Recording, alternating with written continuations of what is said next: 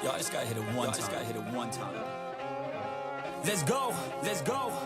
Better hit the gas for a minute, no cap, no minute, no contact. Till I finish that track, till I get it, got my cash, I get it, whenever pass my limit, too fast, when I'm spitting, read it back, never get it on. Dipping that switches, I'm hitting these bars, I can get that space, I can get the gold bars, and these kids, no kidding, never winning, no sitting, get in my best, like getting while I'm hitting on a mission. Ooh, spicy, I know they like me, but I got a whitey, she be real nice to me, no one works like me, got a different mindset, my rate is pricey, got a different psyche, ooh, lyrics are icy, living life nicely, living precisely, living divinely, manifest wisely, all I know is that I've been living for the sightseeing, been around the world, fast ticket, man, I'm in it, man, I'm winning, I don't have no limit, if I want it, then I get it, if you want it, then I get it, I ain't never done, finish, I'm a giver, I've been giving first place, I've been winning 6 shots, I've been winning, but I still keep ripping, and I still keep getting 2 ways, I'm spitting all in, I'm risking it all, I'm risking it, I don't ever fall, I don't ever fit, if I do, I can't pick up, stand tall, yeah, I want it all, I want it, a good life, I don't think small, yeah, I'ma be big one day, see me taking off runway, my name on the face someday, looking at a girl that loves me, yeah, I came here to play, I came here to play.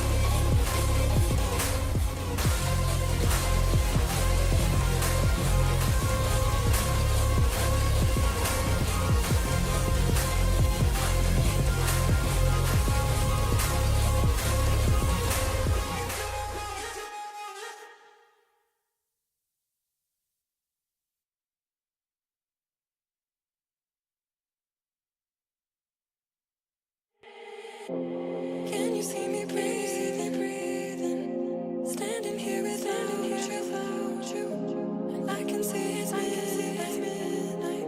I cannot live without you. I'm terrified to see you. Hiding in the darkness. Colder when it's twilight. And I've been feeling restless. Too close, too much, too far gone. I'm yours, you're mine, too far gone. Too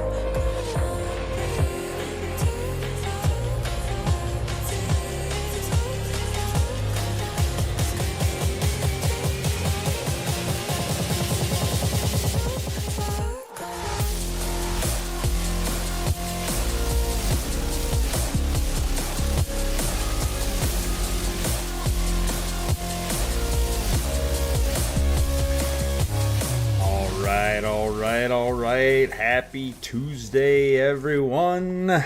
Cal, how you doing, man? Welcome back.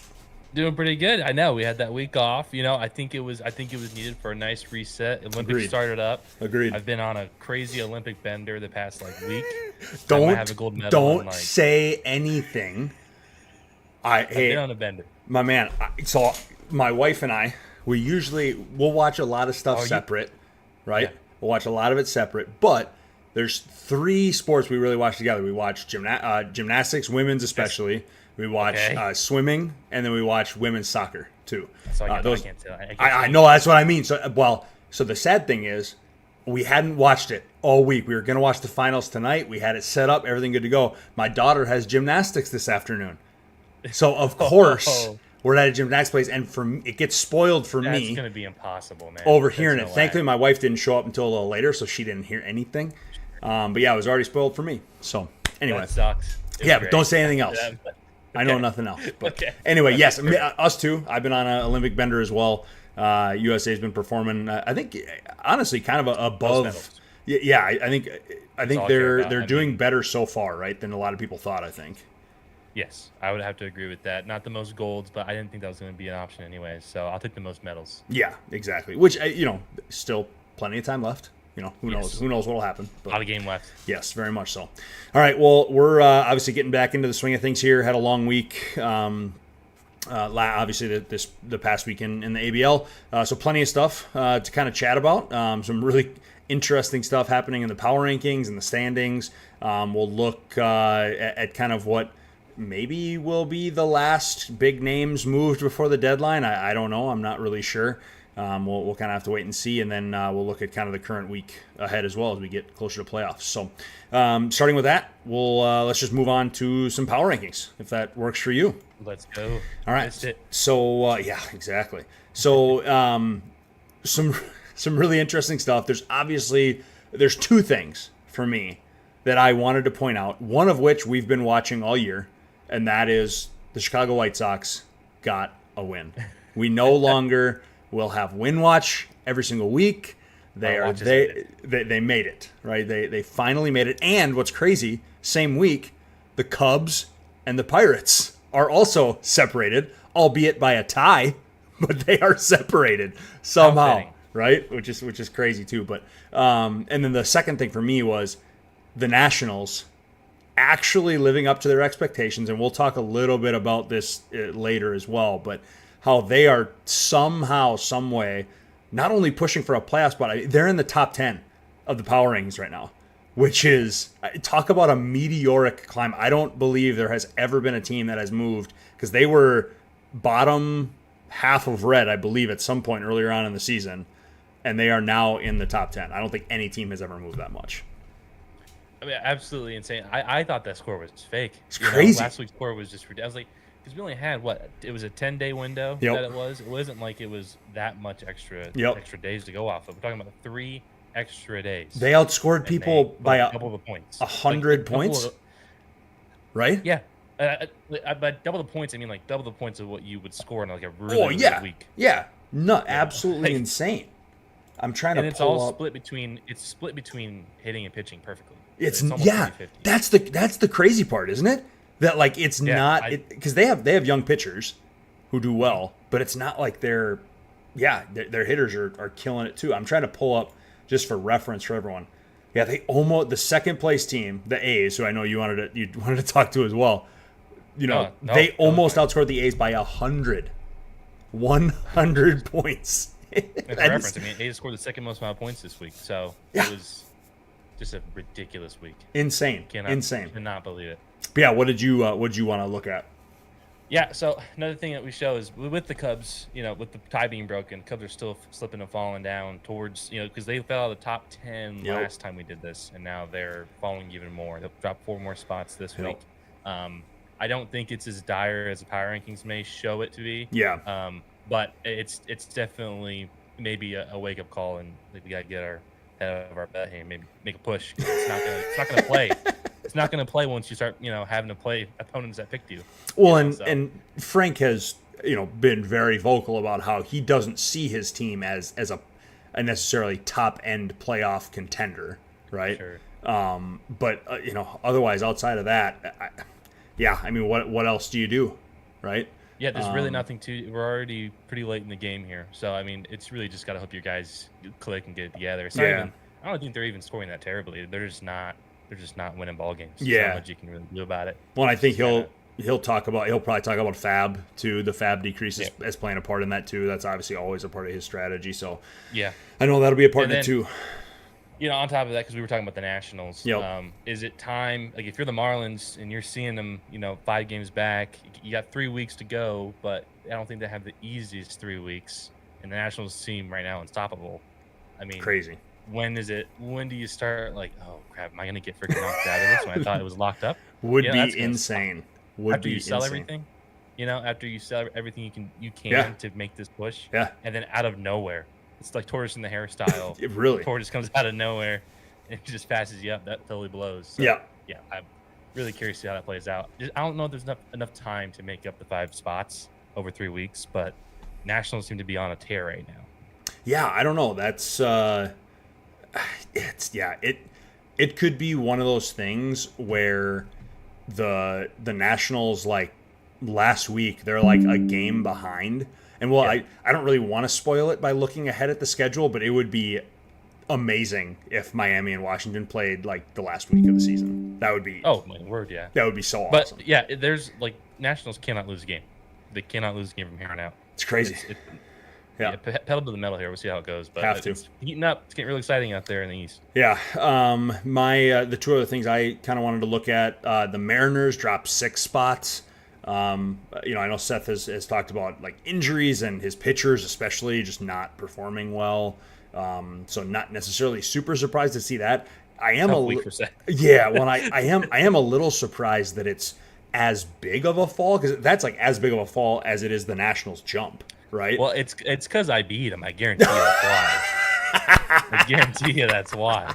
They're like, definitely could be part threw of it it into the numbies, and they're like, "What the hell is this? What do I even do with this?" Yeah. They said, shadow realm for the Mariners. Well, you combine.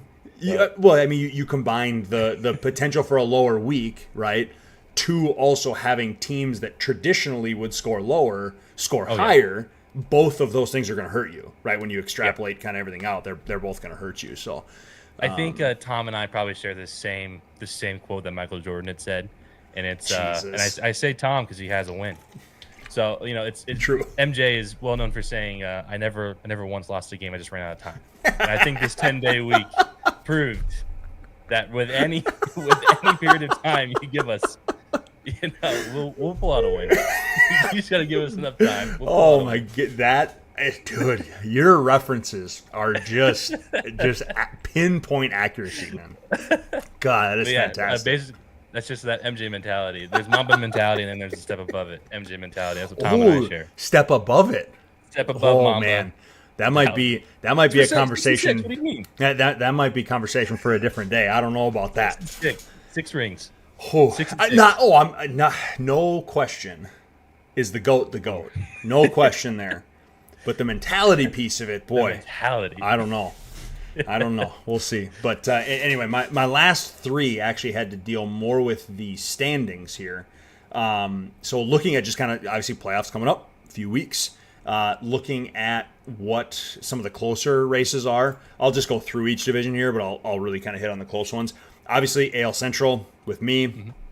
As I've been stating all year, my team is not that good, especially because I traded for a Yu Darvish who came off the injured list only to immediately be put on the restricted list and then now may not come back this season. So, it's just been, especially pitching-wise, it's just been atrocious for me. So I can't seem to get healthy enough. Only having a 2-game lead would not shock me in any way, shape, or form without John's team is playing. Not to mention John, and we'll talk about this in a little bit, but John added, a piece in JD Martinez. So I would not shock me if I don't win the Central, which sucks, but I'm... If you lose the Central, you might just go like 10 stap, but take off the extra P. Like, it's just, there's no such thing as a pitcher. There's no pitchers. I will never own a pitcher. It's just gonna be the best hitters possible. I mean, have you seen my farm system? I mean, I'm pretty sure it's not like I remember like trading with you, and it wasn't like I have Chase Petty. That is my farm. That is my pitching farm system. I'm a sucker for pitchers. I traded away 3 of them this year. So yeah, and so that's why I recall it wasn't like incredible, but I know it's definitely a thought of many, which is very fair. Yeah, so honestly, very fair. Wouldn't be shocked if John came back and did that. AL East, we have to imagine 8 games up. Orioles have it wrapped up. You would like to think, especially with how they've been playing. AL West, probably most of the same. A's are 6 back. Theoretically, they could make a push if Seth continues to kind of really stumble. But I think 6 games is... They're climbing up the board. The Astros 15. Yeah, true. 36. That's one to watch, I would say. Hey, definitely big race. That would be crazy. Yeah, you get third. That'd be nuts. That would be. I'm nuts. hoping Evan just tanks. Yeah, that'd be nuts. Tanks it. The obviously Cubs and Pirates talked about before. Still half a game apart for second there. Pretty sure Jeff has that division wrapped up. NL East, we are looking at the Mets having a 3-game lead over the Phillies, so obviously still close. Adam, obviously, and again, we'll talk about this, but Adam finally bought, another piece as well, which is good. So it'll be interesting to see kind of where that finishes. And as we mentioned before, Nats 5 back. Can they make the improbable happen? It'll be really interesting to see.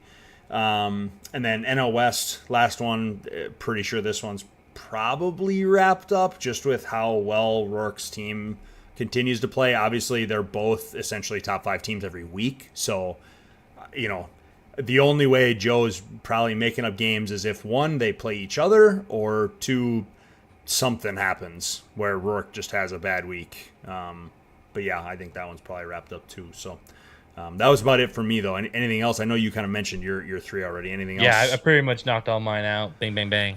Cool. Kind of like weaved them in there. But yeah, I think that's all sums it up pretty well. All right, let's move. Oh, David Peralta being dropped. That's kind of interesting. Someone will pick him up on the waiver wire for sure. Maybe Brendan will. I know he's looking for an outfielder. All right, so trade-wise, 3 trades kind of wanted to mention that I thought were worthwhile. First, the Rodon trade going to Adam. I don't know a ton about either of the specs. Do you have any insight into either of them about how they're doing? How are they? I know a ton. I just looked at their base reference pages about 15 seconds ago. Love it. So, that's about my extent of what I know of these guys. Love it. Currently, what I'm seeing is that, let's see, CJ here looks like this year in A-ball full season and then AA looks to be an OPS over like 970. Yeah. So I would say it's pretty solid. Pretty good. Yeah, pretty good. Our boy AJ here, let's see, among 2 levels, AA and AAA. I mean, I don't even know what would be really relevant. Everyone has different stats for pitching, but let's see, 79 innings, 71 strikeouts, 35 walks. Interesting. Super basic, but let's see. I mean, ERA is lame, but 4.10 ERA for those who are, 16 above. Yeah, interesting. Huh. Yeah, I do not know much about him. In my conversations with Jake earlier in the year, we couldn't come to an agreement. So obviously interested to see what the final price was. I don't know if it was based more on he only had a week left to move him and wanted to get something. Yeah, is Rodon on a he's not capable, is he?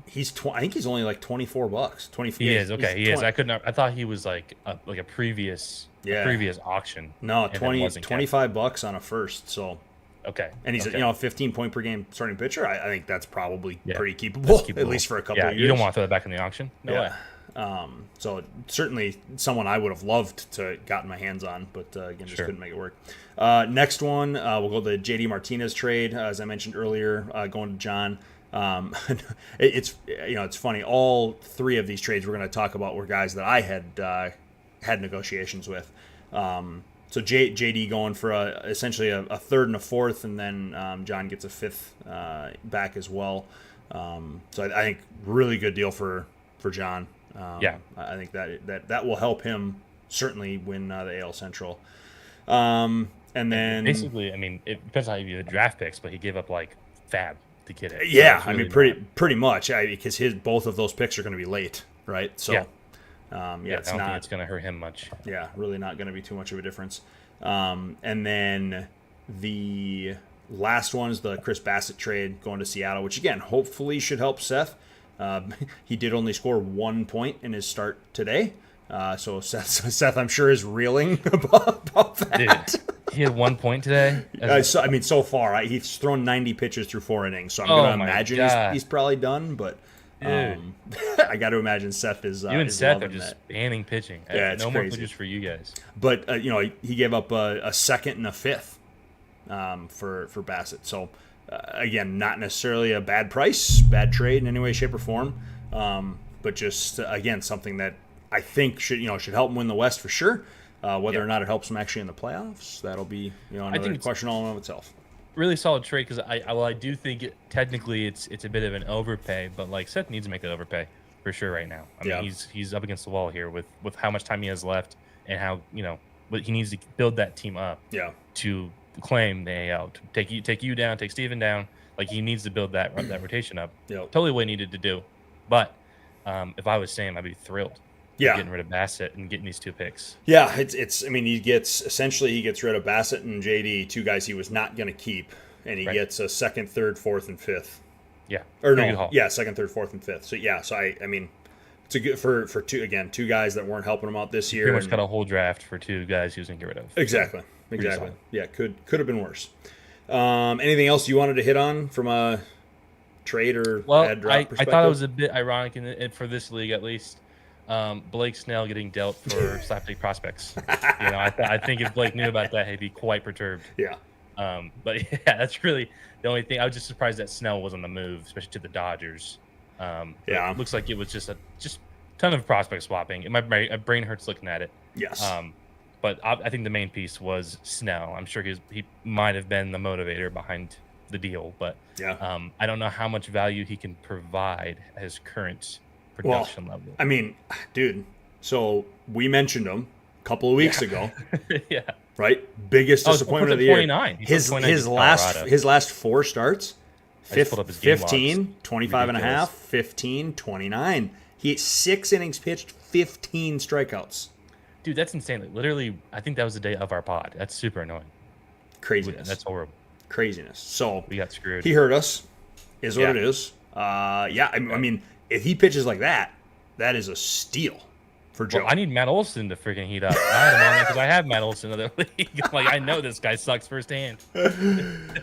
Yeah, so I don't know. Interesting stuff. But yeah, another obviously interesting trade. I think the biggest conversation surrounding most of this is more so, are we going? I'm sure we'll see trades, right? But are we going to see any more impactful trades, right? Right. I'm not going to move probably anything of super high value from my team at this point. Not that I necessarily have all that much outside of some top 100 specs or something, but so it'll just be interesting to see. I'm not sure. I was going to pull up just in Discord. I was going to see from a trade block perspective most of the people posting, which is kind of interesting outside of, I guess, like Frank posting Alec Boehm.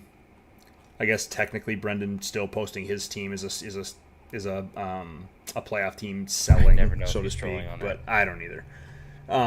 But for outside of that, for the most part, it's a lot of lower end teams selling stuff, and then a lot of higher end teams saying, "Hey, we're interested in buying."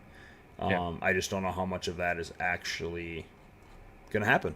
So it'll be I think it's interesting to because see. like when they talk price, it's like, all right, I'm not doing that. I'm not doing that for a month. Or Yeah. 2 months of this guy. No Yeah. way. Yeah. And that has to be the case because Well- I would absolutely try to rob somebody right now. Yeah. Oh, Definitely. 100%. I mean, because you're kind of it's interesting because in this league there's kind of two sides of the coin where you have the sellers who you guys are trying to get as much value as possible, right? Yeah. But you also don't necessarily want to just like hang on to guys that you know you're not going to keep, right? Like you want to sell every bench guy on your team that you know you're not going to keep, even if it's for a dollar 100%. fab, right? At this point, and then the buyers are kind of the exact opposite, where none of us want to pay a pretty penny for a month of a guy unless I'm able to keep him, right? And so I think the interesting part, though, and this is what I wanted to get your thoughts on, it feels like, and this is, it's fantasy, so it happens, but it feels like a lot of people are focused on the bigger names, the bigger trades, right? Oh, definitely. A few, people have posted, like Evan posted about Benintendi. Mark a few days ago posted, a bunch of, mid-level to low-level to minors, outfielders, that he could move. Joe was talking about Alex Call, like that kind of stuff. It's kind of surprising to me that more of those guys don't get moved, because it feels like to me a big piece that a lot of, at least in my discussions, that a lot of owners don't want to talk about are like a top 300, 400 spec, let's say right now, who's, he's not killing it at the minor league level, but he's a top 300, 400 prospect, so he's not going to be killing it, right? But he's doing decent. Maybe he's a year or two away. Like, I would love to trade someone like that for a bench guy, a bench bat. But a lot of people are sellers are really only interested in draft picks. Or if they are interested in specs, it's, you're looking top 100, top 150, that kind of stuff. So, what are your thoughts on trades like that where, would you move a bench guy for a middling prospect, like a top 300, top 400 guy? I mean, if it was an expiring contract, I wouldn't. It was hard. It'd be hard for me to care right now. I'll be honest. Like, if I got anything, if I got a name on a board, sure, I'd be like, okay. Which I say that, and then someone's gonna shoot me an offer. I'm gonna say, no, I don't want that. But in actuality, like beggars can't be choosers at this point. Is kind of where it's starting to lean towards. But I do think the main thing is that like these minor league rosters on these bad teams are either like they've already been pretty shored up between them already selling off these guys. They feel pretty confident with their 20 guys. I would say that's the hard part too, right? Is you kind of already have like your 20 guys that you probably feel pretty good about. So the only way that you're moving one of them is if you get a guy that you like more than someone on your team, right? Which is probably going to be few and far between. Like even right now, I have plenty of picks, and I don't know exactly what I'm going to do. I might sell a couple of them off, but I honestly do like my farm system. My hitting kind of sucks, but I love my pitching, Yeah.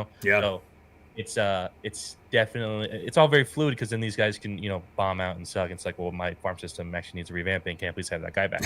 So it's all very fluid is the issue. But I think at this stage, most teams are pretty much shored up. Like the buyers already know how good they are and what's needed to be where they need to go.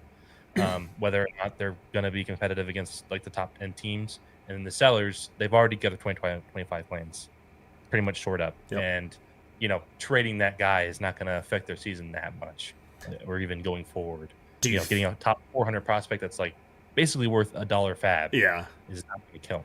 Do you think, is that an argument to increase our minor spots? I'm pro that, but I totally understand someone who's not. I absolutely understand someone who's not.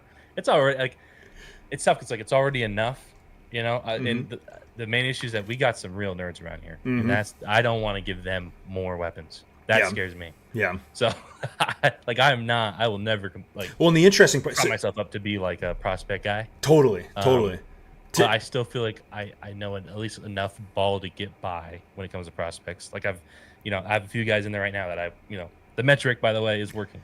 I want to say that right now. I can go deeper into that, but the metric is 1 billion% working for pitching. Love it. Hey, I love it. I love it. No, I think what's interesting to me when you say that is because I'm looking at this through the lens of how do I make it easier for me to trade for a bench bat or even like an even better example, some guy who maybe used to be like a top 150 guy, got a taste, cup of coffee in the majors, was god awful, and essentially went back down to the minors. Now he's 25, he's 26, hasn't really gotten a shot yet, but I'm willing to, maybe he just got called up, or I think he might get called up later in the season, and I'm, as a contending team, willing to take that on because I'd love, a younger guy that maybe I could extend, but I don't want to give up a second-round pick for him. Sure. You know what I mean? And so maybe if we had more picks, then that trading window changes. Because, just as an example, what if we had 8 rounds and we had 8 picks to choose from? What about this? What if it was like a mid-season? This is dumb, but what if it's like a mid-season minor league expansion, I guess to facilitate trading? I don't know. I don't know how that would really work. But basically, it would be a way for. No, I feel like that would just it's mid-season's hard. Because mid-season, anything is hard. Yeah, during the year, I think would be too difficult. But it's you have to cut down to that next season, anyways. It wouldn't be like a. It would be. You wouldn't be stashing guys. Correct. You still could stash guys. You could, instead of doing it mid-season, you could still do that end of season. You could say, okay, beginning of the year, let's say we had, just to make it easy, we had 5 rounds, so we have 10 rounds now. You have 10 picks theoretically to trade. I see. Right. Yeah. And then you go through the year, but then by the end, so you have those 10 extra guys, but by the end of the year, you have to cut back down so that you have 5 spots open, let's say. Correct. Something like that. That could be interesting, for sure. Because, it would change up the value of those, 6 through 10 rounds for sure. And again, I just look at it because for me, my 5th round picks, some of them are better than my 1st round picks or my 2nd round picks. Right. So there's obviously value that people are getting out of that. And I've started to value my picks higher than what I used to value them at. And so for me, it's a lot harder to give up a 2nd or a 3rd round pick for any kind of bench bat, because I'm like, I could pick a guy who's in the top 150 next year, and that I don't need the bench bat anymore. Right. And so I'd rather be able to have maybe a couple of later round picks to say, hey, I'm willing to ship 2 later round picks. I'm willing to ship a 7th and an 8th to you for this guy who may or may not ever play in the majors again, right? I think, and again, who knows about the value, right? I could be way off on value. Maybe people wouldn't value that. I don't know, but just I don't know. Interesting thought on. I think everyone loves the idea of expansion. Does it? But does it actually solve problems? Does it make more problems, etc.? I can go. I have no problem going deeper on the prospects. Agreed. That's never going to be much of an issue for me. It's all relative, I think. But I think the main issue where all this is coming from is that the buyers sell off the future assets, the picks, to the crappy teams. The crappy teams stockpile all these picks. Maybe throughout the offseason they get somewhat dispersed back to the good teams. It doesn't happen that often. Yep. But the thing is, this half the league has most of the picks. Yep. And they can't do much with them. So it's just this weird economy. Yeah, it is. Very productive. And that's why, it's do you Yeah, totally. And it's just how it works. It's yeah, and is it a problem? Do we need a solution for something like that? I'm not sure. MLB does not allow pick trading. True. Maybe we know why. Yeah, well, and I think it's just the amount of rounds. That's what I was going to say. How many rounds? Yeah, and how many teams there are too. If we had if we had 30, we wouldn't be able to do it. There'd be no way. Right. So that might be the only hang up, but yeah, I don't know. But going forward at it, I'm not sure. That's something for bigger minds than mine to discuss and solve. Yeah, I mean, I can't remember. I'm not sure if the EC discussed it last year in the offseason. I feel like we didn't necessarily mention anything, but again, just something that I don't know if it's a problem or not, but something that I think is interesting from a, does this allow for more transactions to happen? Does it allow for more, or is it just something where, okay, instead of, the Marks and Brendans of the world hoarding 10 first, second, third, fourth, and fifth round picks, now they hoard 10 first, second, third, fourth, fifth, sixth, seventh, eighth, ninth, and 10th round picks, right? Does it just turn? Absolutely is what happens. Because I feel like at some point though, right? You only have so many players that you can trade, and so the fact that we can trade 3 years in advance, I think helps.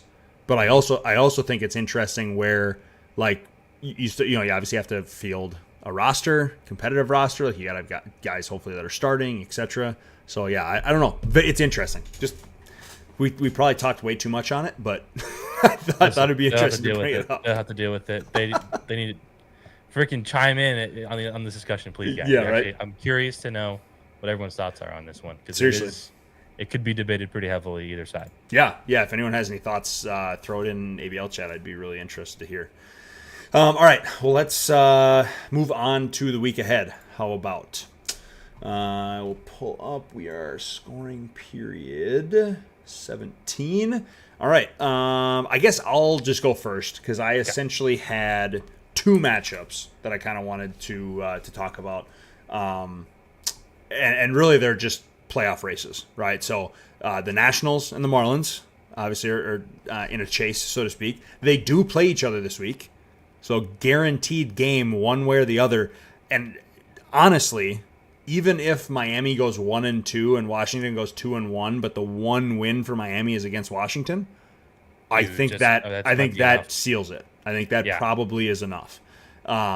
So huge week.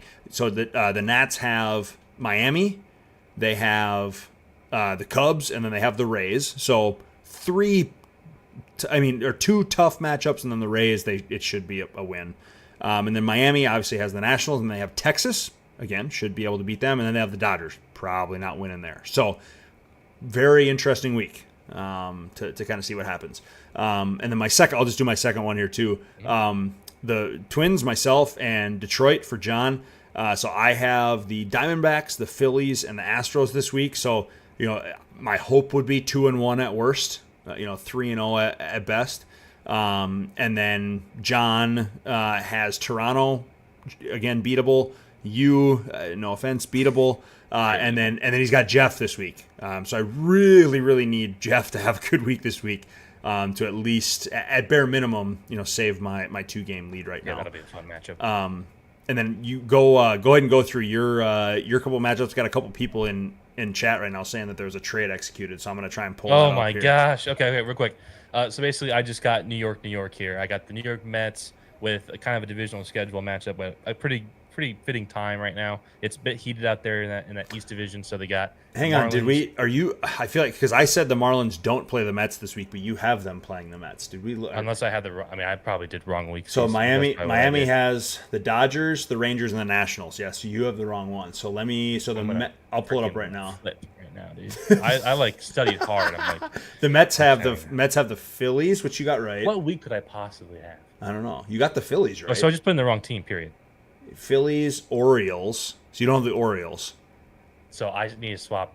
And the White Sox. Yeah, so it's not Miami, it's the Orioles. Sucks. Yeah, it's worse. Cool. It's a lot worse. It's way worse. Okay, so yeah. Mets need to freaking get off the schneid here. Yeah. Mets have been still chugging along. I mean, they're still top of the division. Yeah. But it's getting down to crunch time with the Phillies at their heels. So playing a Mets Phillies matchup, I think by itself is pretty fun by itself. So awesome. And then another matchup is it's not a matchup, but Yankees have a cupcake of a week, and they need it because Gary's Orioles, or not Gary's, got me all messed up with this freaking AL. Down to the Gary's, pretty much AL East, between the Blue Jays come up on the heels of the Yankees by I think only 3 games separating them. So a quick 3-0 week for the Yankees would be pretty huge right now. Looks like they probably get that. Agreed. You know what this trade is, though. Yeah, let's see. So, oh Jesus. I should have known once. So, oh my gosh. Adam chimed in and said trade executed. So I was like, okay, maybe it's something halfway decent. But then Kevin chimed in and was like, talk about my trade. I should have known it was Kevin freaking Ben Joyce getting traded. God. Well, this is the whole league. Yeah, right. So a second and a fourth to the Rays for $1, Fab, and Ben Joyce, which, I mean, second round pick for him. It'll be top setup guy. It looks like. That's a pretty good return. I feel like second round pick for Ben Joyce. I think Joyce could pretty easily be a closer. I think he's supposed to be kind of a closer anyways. He came out of Tennessee as the most dominant closer in college. I don't know if they can develop him into that. Obviously not college anymore, but he's got some nasty stuff. So, Joyce on a rookie contract could be pretty could be pretty valuable going forward. Yeah, people love them. But not the freaking earth-shattering trade that we're going to look at. I know. I was like, gonna be man, this is going to be massive. crazy. Especially when Adam said something. I was like, oh, man, did he pick up another piece or whatever? But you know what? We had a live trade reaction. yeah, That's really all we which want is great. on this show, guys. Kevin All wants we to want. know, so are the Marlins now World Series favorites or World Series Dynasty run favorites? I would say Well, I got to update my neither. tier list probably. Yeah, which sucks. true. Ugh. World Series I Dynasty. should do it during the pod while I'm like distractedly making it like, yep, sure, Tyler. Well, to make sure no one trades. speaking of your tier list, let's bring it up. Why don't All right, we? let's do it. We're going themed. We're So going themed this is week or fantastic. month. As always, I am blind reacting to this. Let's go. So good, so good. But yeah, go ahead, take it away. I'm here to enjoy. I notes app some of my reasonings here. Hold on. Love it. Hold it up. Love Okay. it.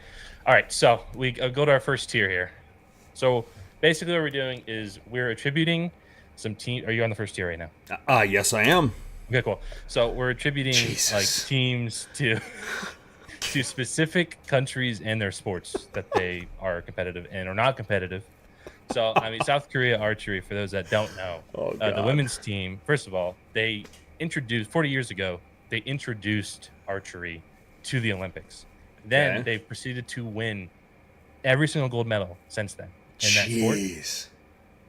We're talking about a 10 Olympic straight run of gold medals. So Is this- 40 years of Olympic domination? Is this why they can't just take over North Korea because they're Correct. they're trying to I'm shoot so they're trying to glad you brought shoot North Korea. arrows at them? Is that I'm so glad you brought them up. That will be very vital later on. So this is our like elite dynasty tier. love it? We'll go into our second tier here.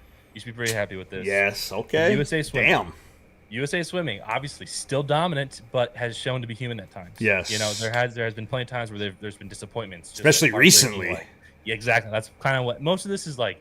Very recent performances of teams in the Yeah. ABL. Yeah. Because like there are some teams here that are probably going to be like disrespected, honestly. Like the Nationals being up this high. Crazy. Look at their record. Yeah. It doesn't influence this at all. But I'm going. I love this it. is July's tier list, Hey, dude. fuck it. July. And fuck it. also, by the way, it's my fucking tier list. Don't question me. Hell yeah, it is. Don't question me. So anyways, Nationals are up this high. Deal Love with it. it. Love Also, it. USA Swimming basically inconsistent. It's kind of the vibe, but like still dominant. Yeah. Dominant, but Love might it. have some human moments. Boom. Third tier. Boom. North Korean ping pong team. I saw this firsthand. I think this was mainly the inspiration behind this, actually, Nuts. because I was watching Gold Zone, and then all of Okay. a sudden I was watching a gold medal matchup between China and North Korea ping pong, and Okay. I could not believe North Korea sent out dudes to play ping pong. I was fired up for it, and honestly, they were pretty solid. I'm like, they got it. This has to be all they're doing over there. Like, they're not allowed to go on the internet to look up how to play ping I pong. mean, if they're in the freaking Olympics, they better be good. I know, but like, Damn. they can't even go on like WikiHow or watch YouTube videos. They can't do any of that. Like, they're playing ping pong all day, every day, like Forrest Gump style. And they're dominant. They were doing really well, but Hell China, yeah. unfortunately, was just. I mean, they kicked it real bad. It Hell was not yeah. good. But honestly, these are teams that are like they're pretty good in their own regard. But once you put them up against like a China, which we have some China teams up top here, Yeah. it's just not going to be that good. It's going to be pretty ugly. So yeah, this is the tier that we've unfortunately placed them in. Okay. Go to our. Oh no, hold on. Oh, I think I goofed up the You images, did. I think. you did. Hold on. Let me just. I think I'm going to in real time fix the. Hold Okay. on. I think I can Okay. expert mode this real quick. I hope I saved this photo. I'm gonna guess it's asset 4. I didn't label them. Yes, let's go. Okay, asset 4. Let's go. Is it there? Do you see it? Is we it have a fourth is tier? it is it where? Okay. Oh, It yep, should yep, say South yep. Sudan's Got it. men's Got it. basketball team. Yep, got it. Okay. Got it. Dude, So, this is goated. for Oh those- my god, what a reference. For those that don't know this, and there was like a preliminary or / qualifying for men's Yep. basketball. South Sudan was up a lot on U.S. men's basketball. 13 and a half, I'm pretty sure. To the point where I thought we were gonna have to like launch Jason Tatum into the sun. It was horrible. I could not believe what I was seeing. Anyways, thank goodness, like the U.S. team actually Yeah. came back by like a point or two. Yep. Like, it was Well, did you see how we won? no, I did not. I was so Dude. disgusted I couldn't even watch. LeBron James, shocking, Right. drives the hole, makes a layup with like Ooh. 3-4 something seconds left. South Sudan gets the ball. I think they call timeout, get it at half court, something like that. Sure. Get the ball in. South Sudan guy beats one of our defenders. Essentially has like a layup. It's not like a traditional layup, but he's like a 4-foot layup. Rims out. Oh my god. That's how we won. That's sickening. That is NBA sickening. I hate to hear sucks, that. man. NBA sucks. So yeah, 100%.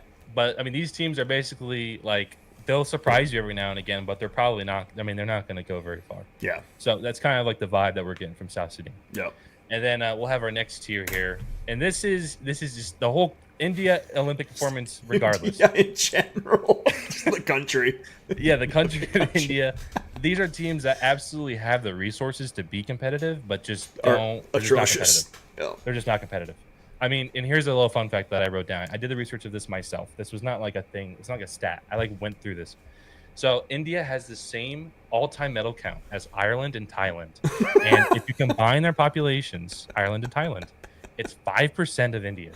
That's So insane. again, these are teams that absolutely have the resources to win, just can't get it together. It's unfortunate, but it just happens sometimes. That's So insane. yeah, this is the India tier.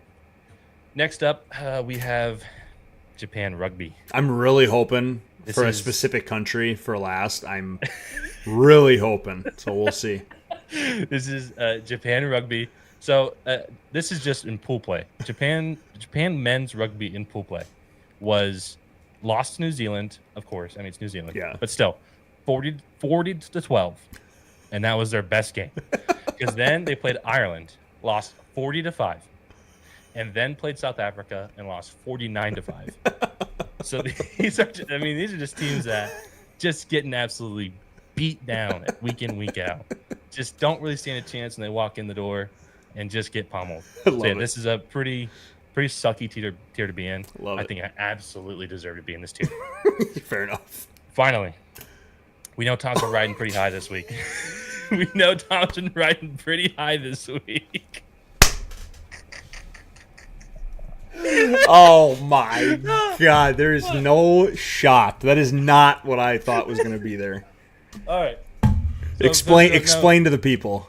For those who don't know, Eddie the Eagle was just a random dude who realized that the Olympics was kind of a little bit fraudulent in how they, I guess, took people to qualify in for the tournament. So he was able to get into the Olympics being just a regular Joe. I mean, he couldn't ski, he couldn't do anything. He's absolutely incompetent, but just had the confidence of, I mean, a several-time gold medal winner. Yeah. So, Yeah. Easily. So I mean, this guy was so bad though that people loved him. He was a celebrity. Like Eddie the Eagle was an absolute legend. And I feel like the White Sox season has definitely been an Eddie the Eagle moment where we're just like, let's go, Eddie.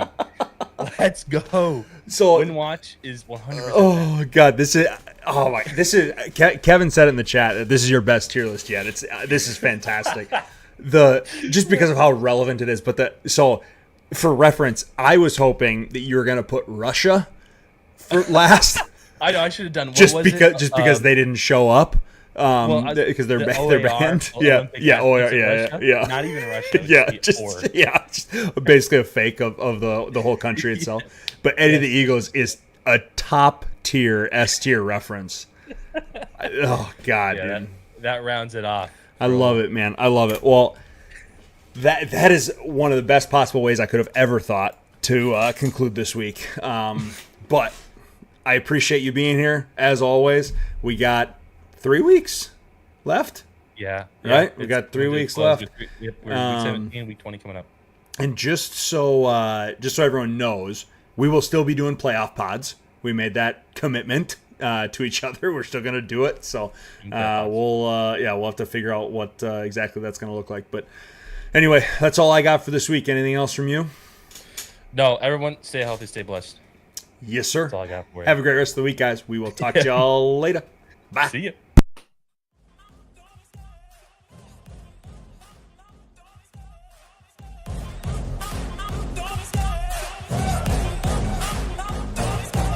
love the chase and the hunt, and I set the pace when I'm running. I always take what I want and I always give it 100. Don't need a bank, don't fund it. Play the game like it's nothing. I'm always thankful for something. Don't take for granted, stay humble. Now wake up!